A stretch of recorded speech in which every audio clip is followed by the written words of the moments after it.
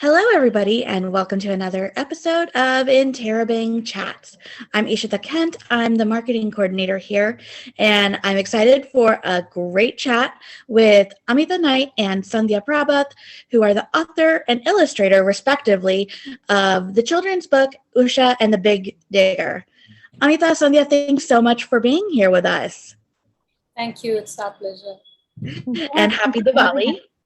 Thank you. You too. Thank you. Happy Diwali, Deepavali. Diwali. So, Amita, tell us a little bit about Usha and the Big Digger. How did you come up with this idea, and how did it kind of come about? So the book, Usha and the Big Digger, is about, tell people it's about sisters, stars, cartwheels, and constellations. The story is basically about three girls, Usha, her big sister Arti, and their cousin Gloria, who see different shapes in the same 7 stars of the Big Dipper and have to learn to see things from each other's perspectives, literally and figuratively. So the story started actually as a pitch. Most picture books, as an author, you have to have the complete book ready, and you submit it to editors. And you sit and wait for months and months to see if they even read the thing. But this was a little different because Charles Bridge actually put out a call for diverse authors to do math stories. And they had a listing on their website explaining what kind of math they wanted, because they were working with a math teaching company called Turk that analyzed all of the existing literature for young kids to see what math things were missing. So like they found a lot of books about counting and shapes, and I think we all know that instinctively. But they didn't find books like this one about spatial math, and about some of the other ones like patterns, things like that. So they actually had an in-person workshop here in Massachusetts, and I live just a couple of miles away from the publisher, actually. So I got to go to this workshop, and they invited everyone to pitch books and bring pitches. So I brought a few pitches, but unfortunately, after I found out what math they wanted, I realized my pitches did not work at all. I got rejected right there on the spot.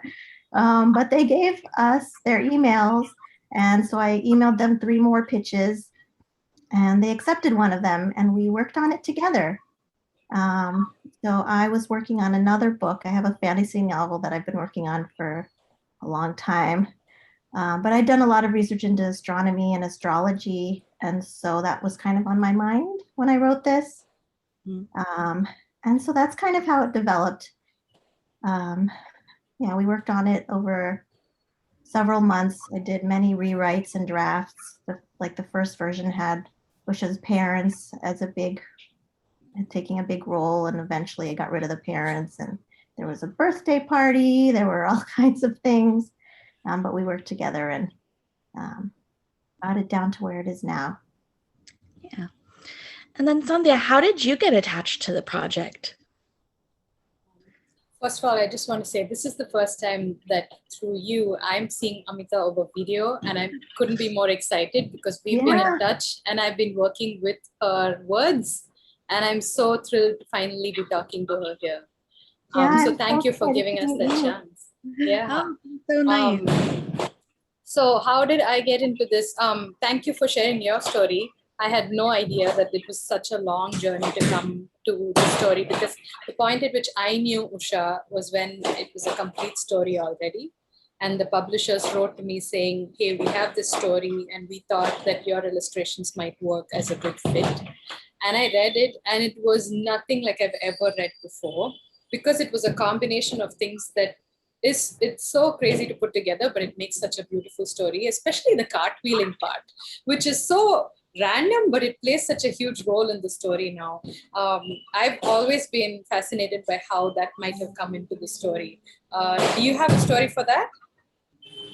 So the early version of the story was about a girl who was looking at the stars with her parents, and they were just kind of laying there looking at the stars, and some of the feedback from the editor was and the math expert, because they both kind of chimed in at the same time, was that the characters weren't very sharp, and that they were worried about so much of a nighttime spreads just feeling flat.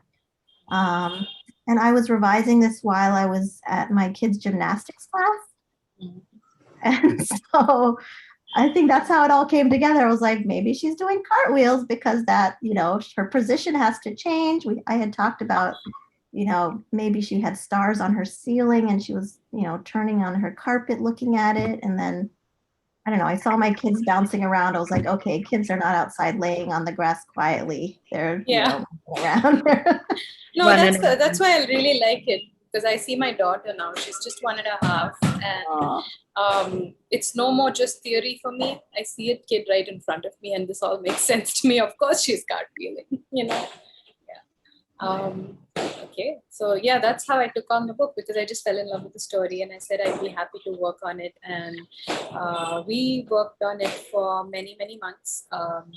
And just as Amitha says, for me also the process of doing a book involves being happy to throw away a lot of things that happen in the beginning, because I found that over time, it's good not to be attached to the ideas that come in the beginning, because they lead to the idea at the end, the final really nice idea. So for me also it involved, throwing away a lot of drafts. But for me, this happened internally, because this part of the project where I'm just doing drafts and sketching out things, I do it just with myself, and I'm now comfortable just throwing out a bunch of sketches that don't work, even if they're pretty looking. If they don't work. And one of the things that you mentioned, where you said that might have been a concern about it being many dark skies, and so not having variety through the pages, that was something that I initially read the script and I thought, look, this is my job to do this, to bring some sort of excitement every time you turn a page, where some pages are full of spreads and some little spots, and just to see how we can show the same night sky variously. So in a way, I kind of wove myself into the story. It was me seeing the sky through various perspectives, and I enjoyed just being a part of it. That's so fun. So have you both been into, I know you said, Amitha, that you've liked astronomy and astrology and you did a lot of research on that, but what kind of drew you to the stars in the first place? Well, Usha actually is named after my mom. Usha was actually her nickname growing up. Her name is Manjula, but because she was born in the morning, half of her family called her Usha, although the other half called her Padma, and it was a big thing. But anyway, so when I was growing up, she was a computer programmer for NASA. Okay. And so I used to live in Houston, actually, not too far from you. And I think I've always just been interested in the stars, and because of that, yeah. Wow, that's so amazing. Yeah, and Sandhya, were you a stars kind of girl yourself growing up, or is this kind Funny of your thing is, I've looked at the sky just as a beautiful sky growing up, but never, I was never into really thinking about what goes on there until I met my husband to be, because he has been reading the sky since he was a child. And so he introduced me into how to read things into it, and you just see a universe when you see the sky, and not just a flat, something just like a flat patterned little thing there. And we used to, I've been married for 4 years. We've been watching the sky with him. He's super nerdy about it. And he's the guy who pings everybody saying, hey, this star is in the sky today. Just go at 8:30 p.m. and then go and see it exactly during this time. And you'll be able to spot this. And so it became really fascinating for me that something really tiny that's glittering over there, and that's how childlike I was when I was seeing the sky, is actually a world out there. And there are many worlds out there. And so for the last few years, my mind has really opened up to this. I'm no expert, but I'm happy to follow the footsteps of people who guide me and show me around, happy to listen to people who watch the sky, and I'm just absolutely fascinated by it. It was one of the things I told the publishers actually before I picked up the book, that this is something that I'm kind of getting excited about. Yeah. Oh, that's so fun. It's neat how that kind of like, comes full circle where you're already kind of getting into it, and then this project kind of comes along, so you get to like dig into it even more. So you said it's about constellations, and you also said it's about math and spatial awareness and kind of the geometry of that. Are you a geometry kid, Amitha? I was a mathlete growing up. Yeah, I was. My mom was a math teacher in India when she was in her early 20s before she got married and moved to the States. So math was always important growing up, and I was good at it and I like it. And actually my brother is a math professor now. So, yeah. That's awesome. So when they specifically said, "Oh, math pitches," you went, "I can do that."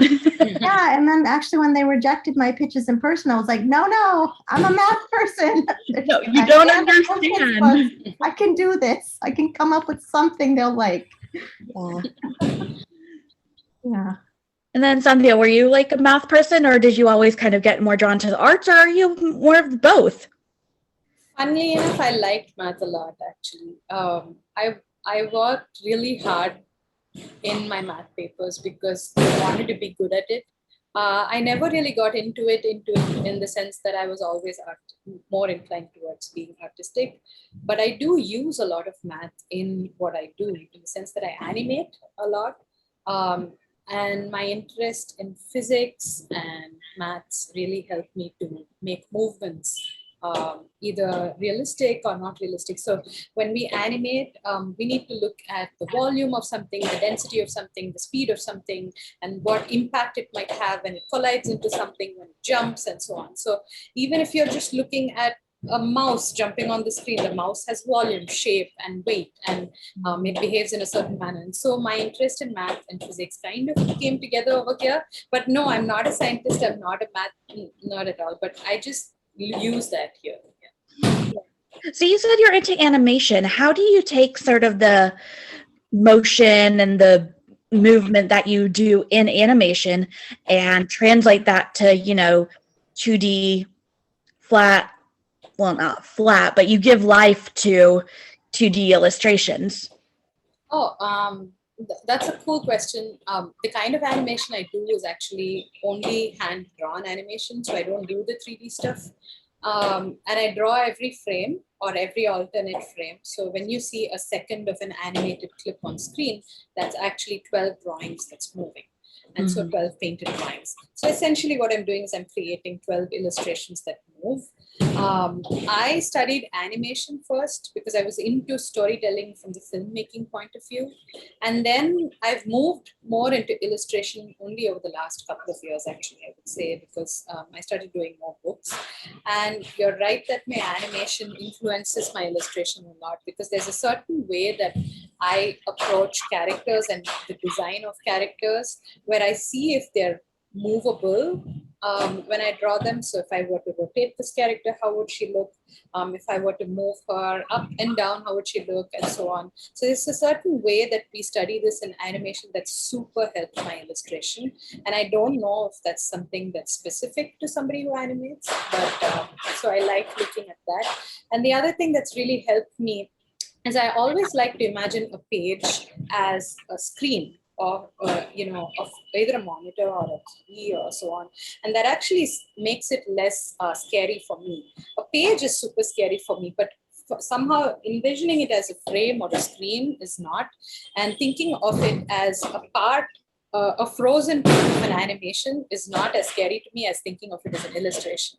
And so this helps my compositions, because I try to think of the whole scene, where it's set, what it feels like. Is it warm? Is it cold? Is it going to be spatial? Is it going to have wind there? How does the whole environment feel? So I put myself in there a little bit, which I think is a bit of animation over there. That's a little vague, but I hope that answers your question. No, that I answered my question actually really well. And that's so cool that there's so much that goes into it.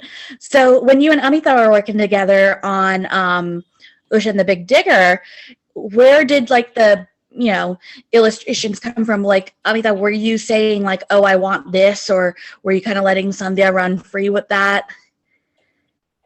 Well, I had put in a lot of illustration notes, which I felt kind of guilty about because they're always like, put in illustration notes, let the artist have their work.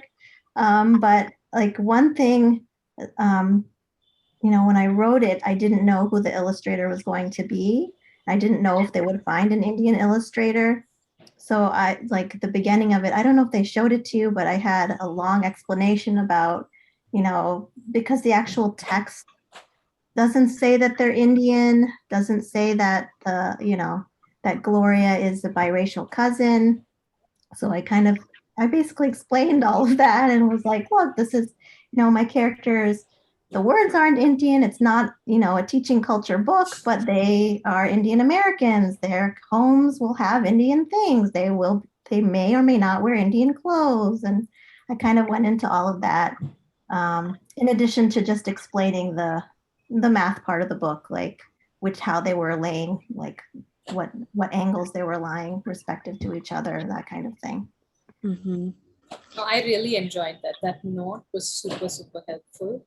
And I also enjoyed that the book didn't actually connect the culture in some sort of artificial way to the story, which often seems to happen in a lot of the scripts and movies that we see, that it becomes almost like a cliche. It's just characters like us who are living and who are just there, who have interests that, are just like any other sort of global character. I like that there's a mixed race family who's like just incidental, who's just there. And I love that Usha was into trucks because, you don't really see girl characters into trucks. And I like that these were just not on the nose. They were built into the story seamlessly. They were beautiful and they were just naturally a part of the story. Yeah.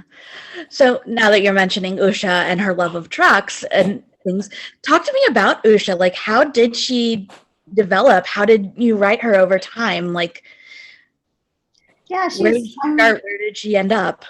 And she did start as a sweet, maybe a grown-up's perspective of childhood kind of a character.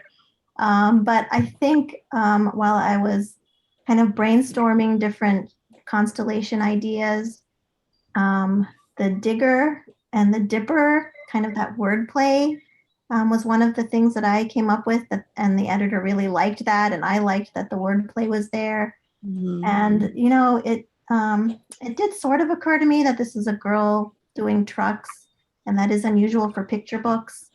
But I had a brother growing up, a younger brother, and I was always playing with his trucks. And I didn't grow up having. I mean, we didn't have a lot of toys growing up, but I definitely didn't have vehicles. So it was always surprising to me that how much I enjoyed his trucks. And I was like, how come we never had trucks growing up? People sent us Barbies, but we didn't get trucks. And I guess another part of that is my mom always talks about how so my mom was this kind of rambunctious kid. I was always the quiet, shy introvert kid. But my mom was like this growing up. And she has all these stories about how she got into trouble and how she wished she was a boy because growing up in South India, Sandhya's in South India, but she didn't grow up in that time. And it was very difficult to be a girl who was a loud kind of a person. Yeah, for sure. And Sandhya, how did you take kind of the descriptions of Usha and bring her to life? Like, what were some of the things you took from Amitha's words to make sure that Usha was, vibrant? Yeah, no, her words definitely painted a picture for me as soon as I read it. So the way I would read the scripts that come to me is just as a reader who just enjoys the books. I collect picture books and I enjoy reading picture books. So as a reader, Usha just came alive to me in a certain form, and I would sketch her repeatedly to see if that form works. I saw her as someone who's like what you described, kind of a loud, happy, excited person who likes to move a lot, and replaced with trucks, who's unabashed and pretty happy about that. So I wanted to see if I could sketch out poses of Usha that would reflect that. And the poses actually made it to a page on the book, but that was one of the first things that I drew of Usha. She is bending over and she's looking behind her. She's trying to cartwheel, but she's doing all sorts of silly, happy, really comfortable with her body. She wants to cartwheel, but she's not shy to cartwheel, and that's something that's really cool.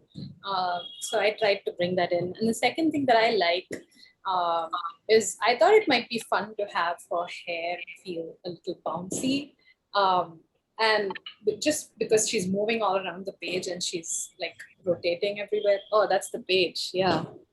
I loved this. Oh, Yeah. this Usha's hilarious. I loved Oh, how thank you. he's looking through and we're seeing her butt there. Yeah, that's my favorite one. That's my favorite one. Is that your You favorite? don't really see bumps of characters. I mean, that's not even a thing, but I just like that children are goofy and we Yeah. need to show them as goofy little things.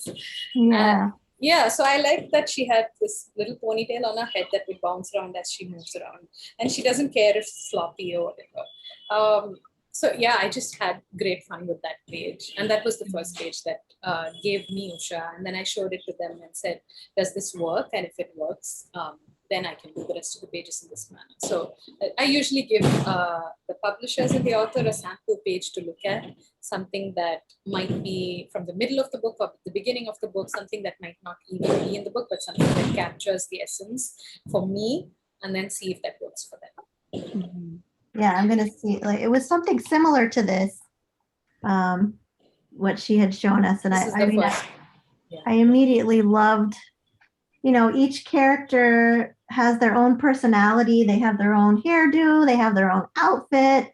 Their eyes are each a different shape. I just loved all the little details. I like that we had discussions about who should have the bindi and who should have little earrings, and that they can be different shades of brown, because I enjoy doing that. That every character has their own specific little things that carry them through the pages that are very unique. So they're not all the same shades of brown. They don't all have same kinds of black hair. So Yeah, I love that because you know my family, everyone has different shade of brown. We don't all look the same, so I really love that. Yeah, for sure. I know that like my family runs like a pretty big spectrum on terms of skin colors, so it's really neat to see that sort of same representation within the book. So did Usha develop first, or did Arthi and Gloria develop? How did that whole sequence go? Yeah, in terms of the illustration or illustration and writing, either of them. Well, you can go first. Yeah, so for the words, like I said, the parents were first, but then I realized I needed more kids in the story because nobody wants to hear about their grown-ups. And then the big sister came. And then because there were different perspectives, I was like, okay, let's have a third child. And it was a cousin because I have an identical twin sister who lives in town. And her kids are the same age as my kids. So I was like, obviously their cousins coming over. Why not? Yeah. That I mean, sounds nice. Indian families, the cousins are over all the time, right? Yeah, I didn't have that growing up. In the 80s in Texas, I didn't have a lot of family, but now I have a lot and it's so amazing. Yeah. No, that's super normal for me as well, growing up, having cousins over. Yeah. Especially for Diwali. I was just talking about that with my family, that we would have someone or other over all the time. Yeah. And then, of course, like you had the notes about Gloria's biracial, and then Arthi, you probably had specific notes on what she looked like. So was it fun to kind of develop the different personalities within the illustration? How did you choose all the outfits and things? I wanted to know that. Like, how did you end up with the outfit? I think we did do a couple of different outfit changes for Usha. I had her in overalls first, And my sister's doing a book in the series as well. She's an illustrator as well. And she, incidentally, I had no idea, she had drawn a cover with a character who was dressed almost the same way. So the publishers wrote back saying, can you change That's right. I Usha's actually clothing? had pointed that out to them. I was like, my friend Rajani has I this. had no idea. I had no idea. I think we just think alike, and this happens often for us. You might feel with your siblings as well. So I changed Usha's clothing, but this time we thought it might be nice to add little stars to her outfit because the book is about her watching the sky, and maybe that indicates that she has some sort of interest in that area. I don't know. I just had fun with that. I did the three girls together first because then it's nice to have three characters to paint together because then you can contrast them pretty easily as opposed to painting them separately. So for me, that scene was something that I had to get out. I was itching to draw. I also like that it's from the top. And so when you're looking at the sky, the some one of the nice angles to look at the person looking at the sky is from the sky. That gave me a chance to kind of draw half their bodies fully just to see what they look like. So for me, the three girls actually came together pretty quickly in this manner that I was trying to make a nice composition from them. Usha's the tiny one. Gloria's a little tall, but we don't necessarily know. She's probably like Aarti's age, right? That's kind of what I imagine that she might be, or between their ages. And then Aarti is there as well. And then I just kind of varied their hair based on my hair. Actually, my hair is pretty. I would just wear it like in one kind of braid growing up. So I thought Aarti could have that. That was me because I'm the older sister, and then I had a younger sister. She didn't look like Usha, but yeah, Aarti was based on a little bit on my hair. I had really wild hair that had to be braided. Yeah, and Gloria I thought might be cute to have little braids as well. And they kind of look like each other because they're cousins, but they also kind of don't. Yeah, that's your vague answer, but yeah, I think I just enjoyed drawing them together. No, it's a lot of fun because, it's really interesting to think about the development of a lot of different characters from both the writer's point of view and the illustrator's point of view in terms of how they kind of change over time and how you differentiate them. Yeah. So it's really, really the neat. challenging part was actually the backgrounds because the characters were brown and we couldn't really vary that because that's a big part of the book, who they are. The backgrounds were challenging because we had to show night skies. And then I had to see how to vary their dark hair against the night skies and so on. So the night skies are not necessarily black skies. They're purples and pinks and blues and greens. And then, yeah, they're kind of like that. This one's a blue sky and there's a green sky and there's purple skies and so on. So Yeah.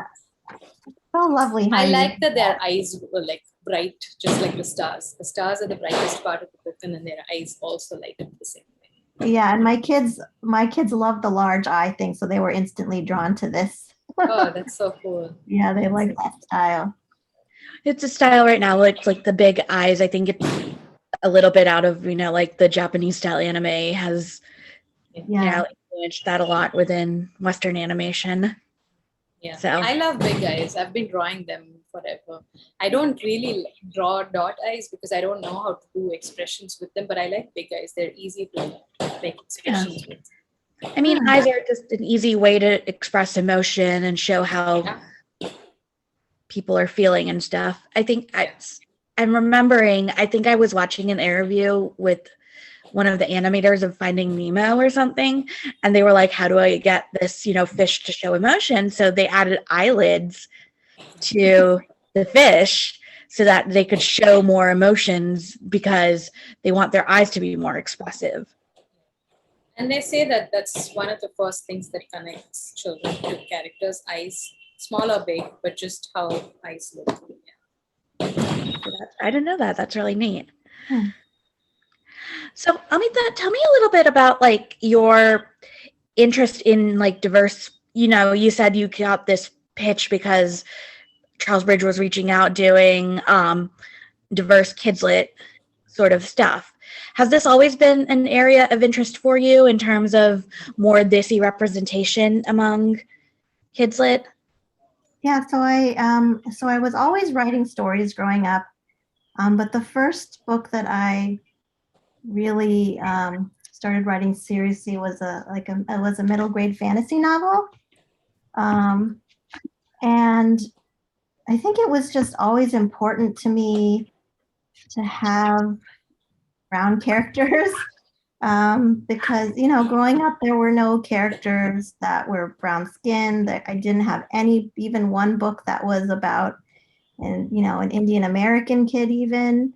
Um, and with my fantasy, I think the first the series that actually was like, hey, I can do this, was reading Harry Potter.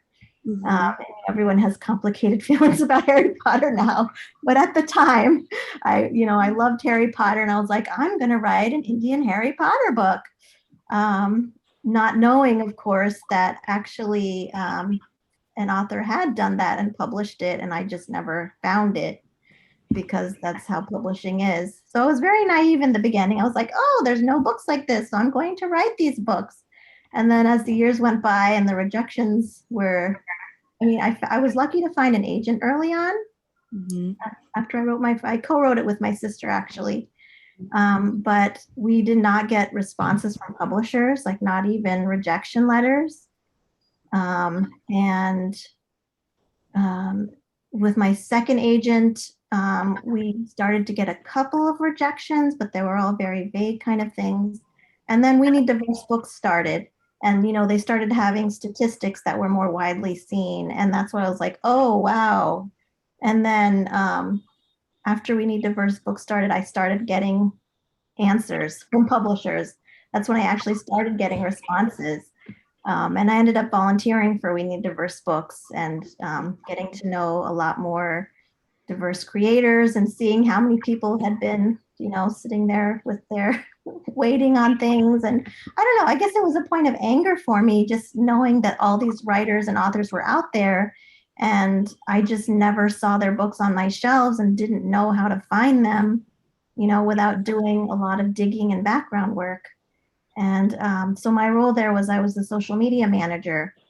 And so I got to see everyone's like super grateful tweets and, posts that they were so excited that We Need Diverse Books even existed.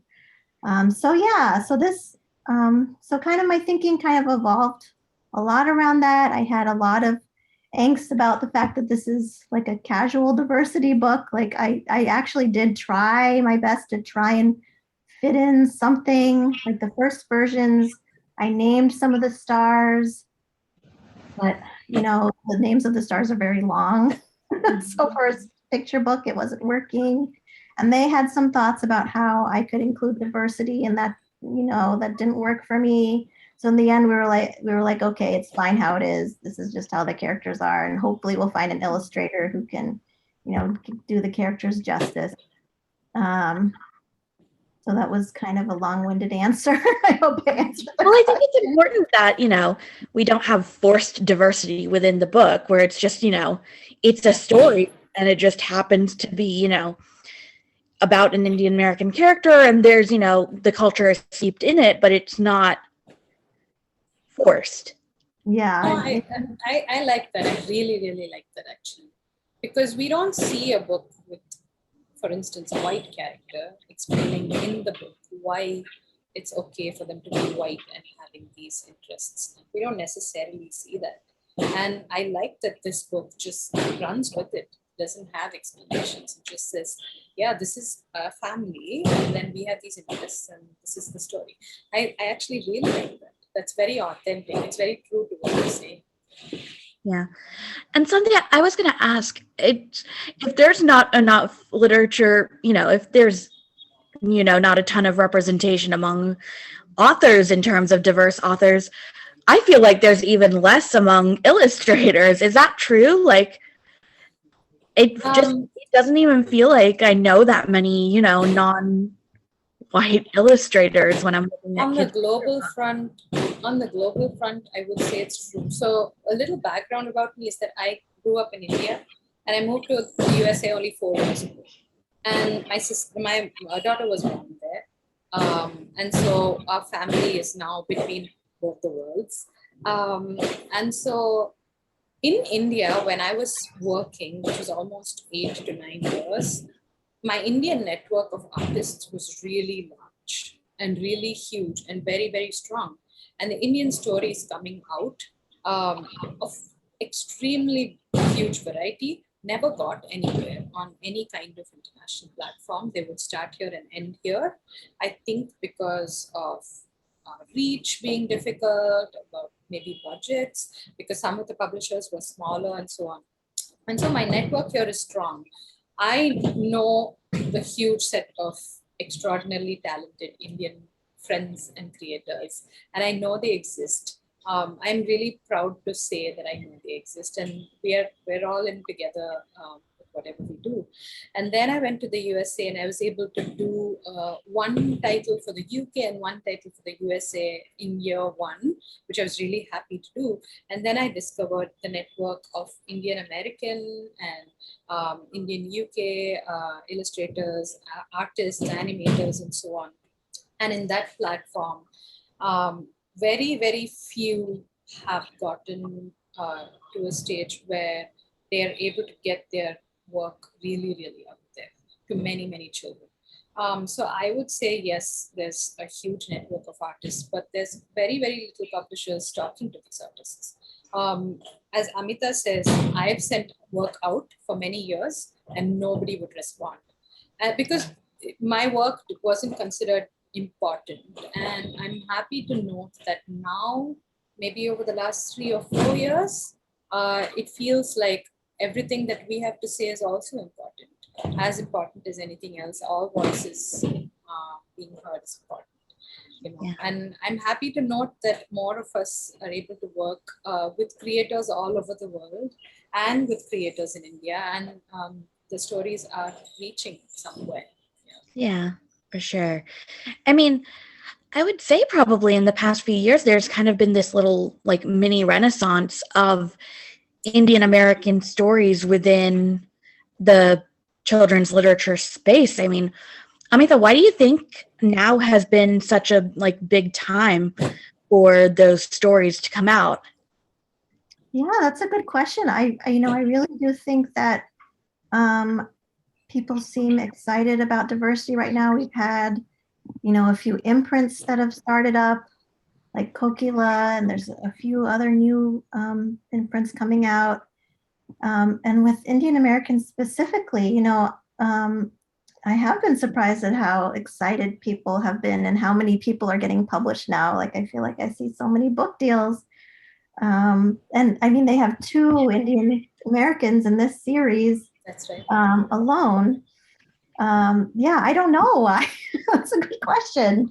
Yeah, I don't know. I actually think it's maybe a little unfortunate that it's because of the way bad things have been happening, to put it really simply, and that there needs to be an opposite effect, an opposite sort of reaction to the number of violent and unfortunate incidents that have happened to people of color all over the world. And this is just a reaction where everybody is saying, look, this generation is this way, but let's make our upcoming generations feel more together in some sort of manner. And I really feel that in all of the books, that we talk more about kindness and being together and being the same and being equal in some manner, and that everybody is trying to think of some way by which their book can go a little further that way. I think it's a reaction thing. What do you think? Yeah, I think it is, but I also worry that I guess I should talk about our privilege as Asian Americans, that we're seen as safer than Black or Latino or Indigenous people. So I'm a little bit worried that some of it is they're choosing us over other groups because we're That's a also great born thing. in and we're a little bit easier, to deal with,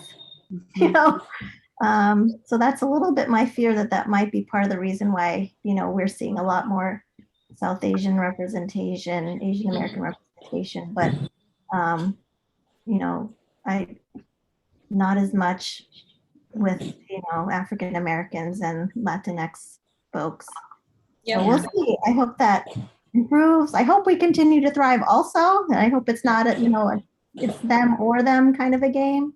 Right. But So then was making Gloria biracial a pretty conscious choice in terms of trying to, bring that in a little bit more? yeah, so my kids are biracial. They're biracial white. Mhm.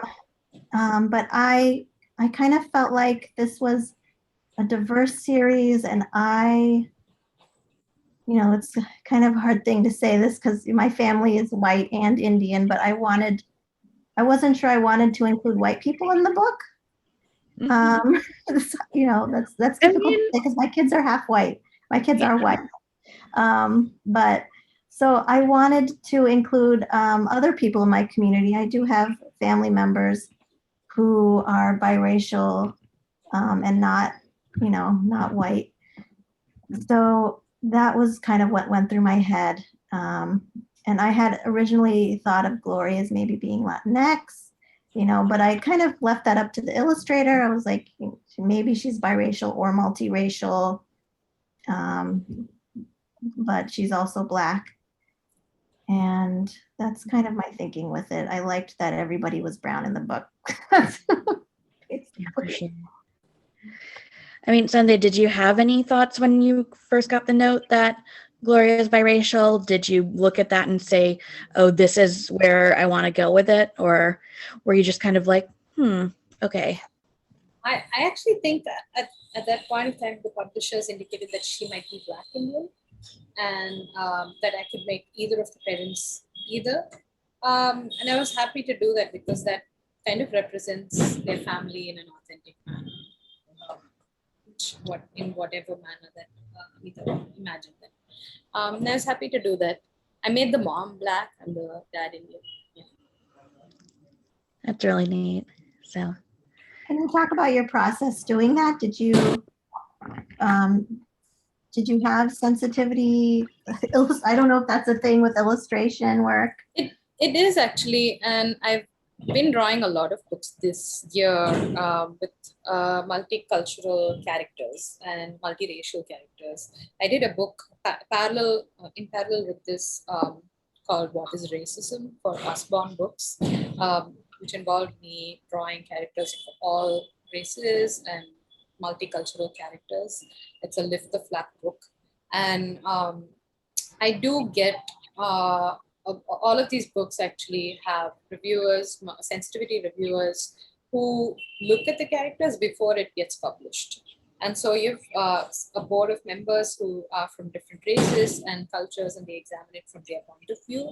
And I do get comments back from that on many of my books. It's pretty standard. I know now what might be considered offensive in some cultures and what might not be, but it's a discussion that needs to be kept going, because for the first time, as we noted, we're seeing this many characters of color. And so these rules and how people wish to be represented they're yet to be formed. It's a conversation that's happening now, and I'm part of that conversation for some of my other books. And so I used some of that learning in this book to shape these characters.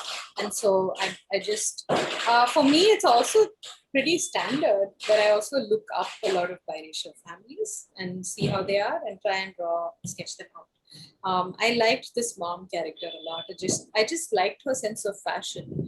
And I liked that she was wearing a bandana on her head, and that was someone that I saw on TV actually, and I just picked it up and I thought I'd draw her that way.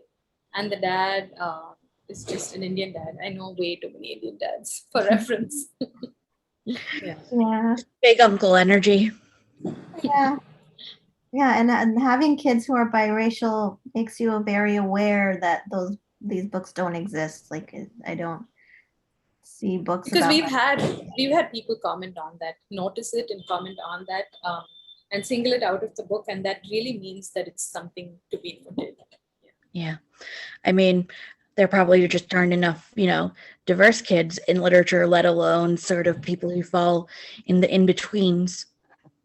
So Yeah, and the thing is, my kids are not the only half Indian kids in their class, Yeah. and it's just getting more and more common. So it's hopefully the books will start to catch up, and Yeah. and yeah. And I guess there's one more thing that I just really haven't addressed, which is why Kids Lit, of all places, to sort of start writing in, Amitha. well, that's where the ideas were. I guess I've always been a kid at heart.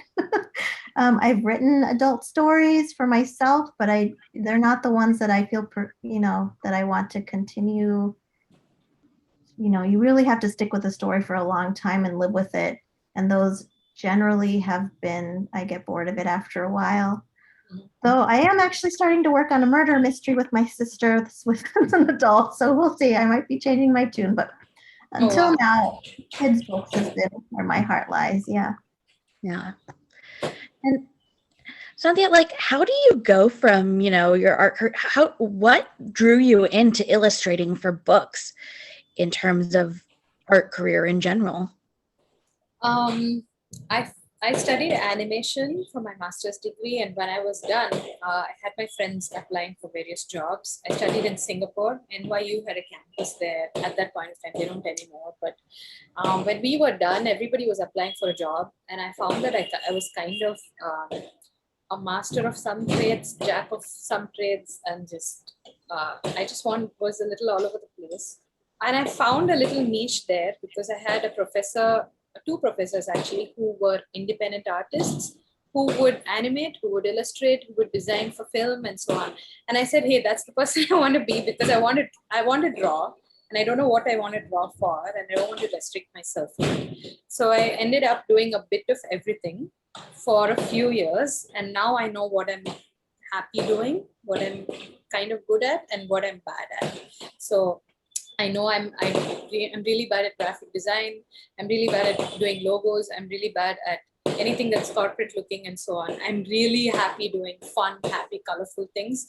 I'm not a minimalist. I'm a maximalist. I like loud colors and patterns and textures, and the more there are, the better for me. And there was a point of time where I would get a brief and I would try to force my feeling for the illustration into fitting for the brief. And now I don't do that anymore, because I'm just like, hey, I'm not good at minimalism. I don't think this way. Are you sure you want to work with me? That's a luxurious point to be at, because I'm at a point where I can be like, hey, are you sure you want to work with me? Can I move on to the next project? That's a luxury. I didn't have it earlier. And now I'm happy to say that I have the luxury of having that conversation, knowing myself, and also getting a few projects at hand. So that's where I'm at. And I was always drawing since a young age. And I studied literature in my bachelor's degree because I was always reading. And the place where I am kind of just puts all these things together. And I'm happy where I am. I also animate for adults. I also illustrate for adults a lot. But recently, over the last couple of years, I think I've been doing more kids stuff. Maybe because I have a child and it's just more, I'm just relating to it a little more. But I've always been reading picture books and watching animation on TV all the time, no matter what age I am, and watching cartoons all the time, no matter what age I am. Watching, making, enjoying silly memes and GIFs. I'm just that person, and I just want to remain that person unabashed. What's your favorite cartoon right now? Right now, I haven't had a life in like a year and a half. I have no idea what the TV is, because my child is less than 2 and I can't show her a screen. That just basically means I don't have a screen to look at. And so the other thing is also that right now is a bit of an exception, because I'm reading children's books all the time to her and to myself. And so when I get time off, I'm just all into like murder mysteries, and I just go all the way to the other side. So I like seek out blood and gore and thrillers and true crime and things that are absolutely unchildlike, just to feel more like an adult. But, yeah, I was watching the series called You on Netflix. I like the first couple of seasons. Now it's not really working for me, but it's a lot of blood and gore, and I like that. Yeah. But going back to what you were talking about, minimalism and maximalism, it's funny because when I was writing this book and they were first pitching the series, they already had Grace Lynn on board, and they were trying to like match this style when they were looking for illustrators. So I was a little bit nervous, to be honest, because I love books with a lot of details, and I guess to me, part of Indian culture is more, less isn't more is more. So Absolutely. I was, 100% agree. I was so thrilled when I saw, all the details in your work. I was like, yes, like, hooray, found Yeah. somebody who can do all of this. No, I mean, like Indian what our culture, saris look like and what our festivals look like. It's all about more is more.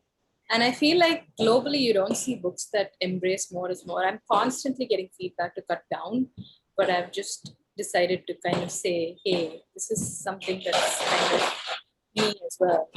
Yeah, yeah. I felt something with my words as well. Like, I mean, not wordiness obviously is a problem, but it's like, the number of ideas that go into a story. Oh yeah. And I've been thinking about that with picture books. Like, I feel like the correct way to write is a very minimalist thing, and the art should have, should have white around the edges and should focus softly on something in the middle because people believe, I don't know if it's based on research, that kids need less on the page so they can focus on it, but I don't know if I agree with all of it. That's lovely. I do think it's nice to have some books like that, but they don't all need to look, Yeah. I'm on board with that. Yeah, I think that's one thing that drew me towards Usha is that it's not a white background. Like none of the pages are like pure white backgrounds. There's colors everywhere. There's, some of them are pretty dark pages because they've got the night sky in them and the stars are everywhere. So I think that's really neat in terms of providing this cool contrast to other styles of books. Thank you. Yeah. That's so cool. That's very authentic to what I feel. I feel like filling up every white space there is. Yeah. So it's coming towards like kind of the end of our time. Do you guys have any final thoughts or things that you want to say about this project that you guys had got to work on? What does Usha mean to you to kind of get out into the world? Well, this is my first book after more than a decade of trying to be published. So even though it's a short, small little thing, I'm very excited that it exists because I leveled up from writer to published author. And, even though it happened during a pandemic and I haven't gotten to do very many in-person visits, it's just been tremendous. Yeah, so exciting. Oh, that's so much fun. And then Sandhya, what has it been like to kind of work on this project for you? It's the same with me actually.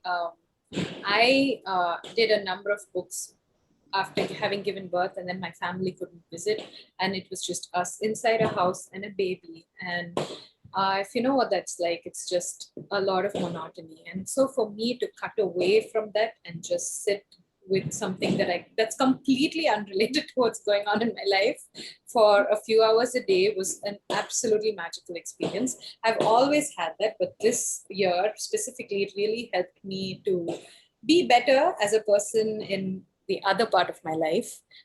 So in that way, I was very blessed to work on a few books that had great stories, really fun things to draw. It just would change my mood and really uplift me to draw pages from books like Amitha's writing.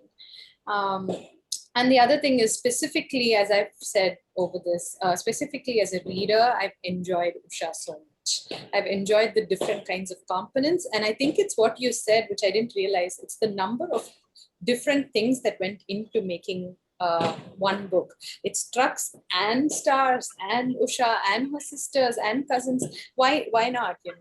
So it was a kind of story that I'd never read before, and there was math as well. This is a crazy number of things that would come together, and I had great fun thinking about how to make it all feel seamless and real and true to the story. Yeah.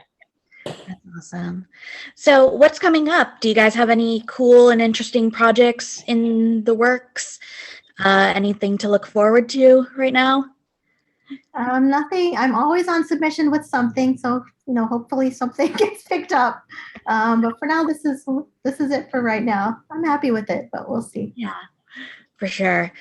Sandhya, what about you? What have you got going on besides, regular animation life? I actually have a few books that just came out, which I've been working on for many, many months. One is the What is Racism book, and then I have another series of books called which focus on healthy living and happiness and kindness for children. A few books that couldn't be published during the pandemic are finally getting published now. So it feels like for me, a bunch of books are coming out. And for the next year, I'm doing 2 other titles that I'm not sure I can share any information about, but they're there and they're real and they're exciting and they've just started. And I've just started work on them. I end work on them, say March or April. So for the next many, many months, I'm going to focus only on these 2 books, and they're super exciting for me. Yeah, well, we'll be looking forward to it when you can share and talk about it. So, finally, if people want to keep up with you guys and any cool projects that you're doing or any updates on Usha, where can they find you on the internet? Amitha? You can find me on my website, www.amithaknight.com, or I'm also on Twitter and Instagram at Amitha Knight. Sandhya, where are you? I'm almost exclusively only on Instagram. I have the other things, but I'm barely there. So I'm at SandhyaPrabhat on Instagram, my entire name. That's awesome. Well, thank you guys so much for taking the time out of your morning over for Amitha, evening, and the Diwali celebrations for Sandhya. See the lights behind me. Yeah. All of the fireworks going off over there in India. So thank you so much for taking the time to talk to me today. And we're looking forward to selling plenty of copies of Usha. You can buy Usha and the Big Digger at Interabang Books. The link will be in the description box down below. And if you want to keep Interabang Books going, want to, keep independent bookstores alive, make sure you buy books from us so we can keep doing awesome interviews like this. And you can follow Interabang Books at Interabang Books on Facebook, Twitter, and Instagram, and our website, www.interabangbooks.com. Thank you so much, and have a wonderful rest of your day. Thank you. Thank you for having us. Bye. Bye. Bye.